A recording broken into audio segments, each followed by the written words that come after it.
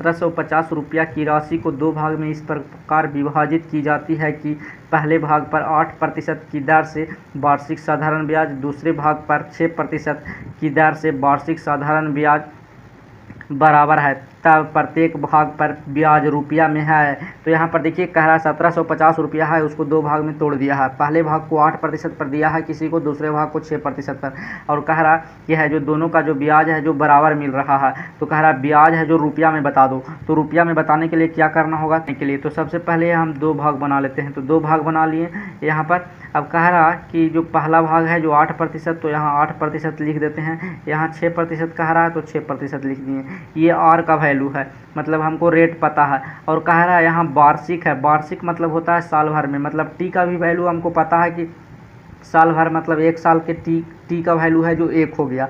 तो इसको में हम अगर 1 से गुना करेंगे और इसको में भी 1 से गुना करेंगे तो कोई फ़र्क नहीं पड़ेगा। अब कोई फ़र्क ही ना पड़ेगा तो गुना नहीं करते हैं, डायरेक्ट वैसे ही रहने देते हैं। और यहाँ टी से गुना कर दिए, यहाँ टी से गुना कर दिए। अब प्रतिशत में वैल्यू है तो यहाँ प्रतिशत लगा देते हैं।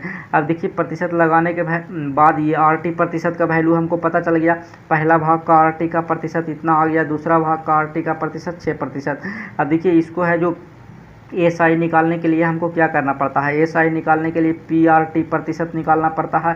तो RT प्रतिशत तो हमको पता है, सिर्फ P हमको मालूम होना चाहिए। तो P मालूम कर लेते हैं। तो P मालूम करना ही यहाँ पर मेन है, तो P मालूम कर लेते हैं। तो देखिए P को कैसे पता करेंगे, तो P यहाँ पर लिखेंगे। और कह रहा साधारण ब्याज है जो बराबर है, तो साधारण ब्याज है जो हर हिस्सा को बराबर कर देना है। तो हर हिस्सा को बराबर करने के लिए यहाँ P का वैल्यू क्या लिखना पड़ेगा, जो मेन है हमको चुनना। तो सबसे पहले हर हिस्सा को बराबर करना है। तो इस तरीका के क्वेश्चन रहे तो यहाँ पर है जो ये दोनों को LCM ले लेंगे।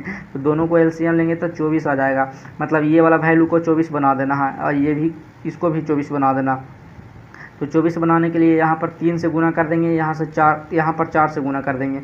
अब गुना करेंगे तो ये वाला हिस्सा भी 24 बन गया, ये वाला भी हिस्सा 24 बन गया गुना करेंगे तो। और यहाँ पर देखिए इसको गुना करेंगे तो SI का वैल्यू पता चल गया, PRT। और SI यहाँ कह रहा है साधारण ब्याज, तो साधारण ब्याज हमको बराबर बराबर मिल भी रहा है, 24% मिल रहा, तो कंडीशन सेटिस्फाइड है। अब कह रहा है प्रत्येक भाग का ब्याज रुपया में पूछ रहा। तो रुपया में पूछने से पहले हमको प्रत्येक भाग का हमको वैल्यू पता करना होगा। टोटल भाग तो हमको पता है कि 1750 है, लेकिन दो भाग में टूटा है 3 और 4 के रेशियो में। यहाँ रेशियो हमको पता चल गया, रेशियो पता चल गया कि दो भाग में टूटा है 3 और 4 के रेशियो में। तो ये जो 3 और 4 के रेशियो में टूटा है, तो पहला भाग है जो 3 है, दूसरा भाग 4, तो दोनों का हमको रेशियो से हमको मेन वैल्यू पता करते हैं। तो देखिए दोनों को जोड़ेंगे तो 7 आ जाएगा, और 7 का वैल्यू कितना हो जाएगा, 7 का वैल्यू है जो टोटल यहाँ P का तो दोनों मिलाकर यहाँ दिया हुआ है 1750, मेन वैल्यू है 1750 और रेशियो वैल्यू 3:4 है। तो जोड़े तो दोनों को जोड़ें तो 7 आ गया, 7 का वैल्यू 1750 है। तो 1 का वैल्यू हमको यहाँ से पता चल जाएगा, 1 का वैल्यू कितना आ जाएगा, तो कटता है तो काट देंगे, तो 7 दूनी 14 और 7 दूनी 14 हो जाएगा और 7 पचे 35। तो यहाँ पर आ जाएगा 25, मतलब 25 से ये कट रहा है, मतलब 250 हो जाएगा, 1 0 है तो 250 हो गया।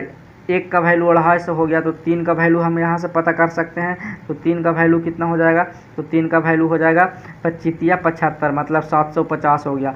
अब 4 का वैल्यू भी पता कर सकते हैं, 1 का वैल्यू 250 है तो 4 का वैल्यू 1000 हो जाएगा। यहाँ पर देखिए दोनों भाग का हमको वैल्यू पता चल गया, लेकिन कह रहा है प्रत्येक भाग का ब्याज रुपया में। तो प्रत्येक भाग का ब्याज रुपया में निकालना है। तो ये पहला भाग है और पहला भाग का ब्याज कितना था, 8%।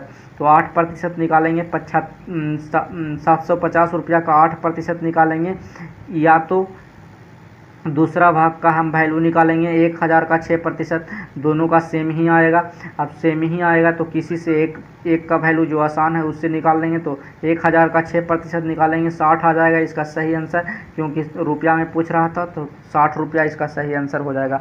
इस तरीक़ा से सोल्व कर सकते हैं। इसका भी 75% का भी हम 8% निकालेंगे तो ये भी 60 आ जाएगा, तो इसका सही आंसर 60 हो जाएगा।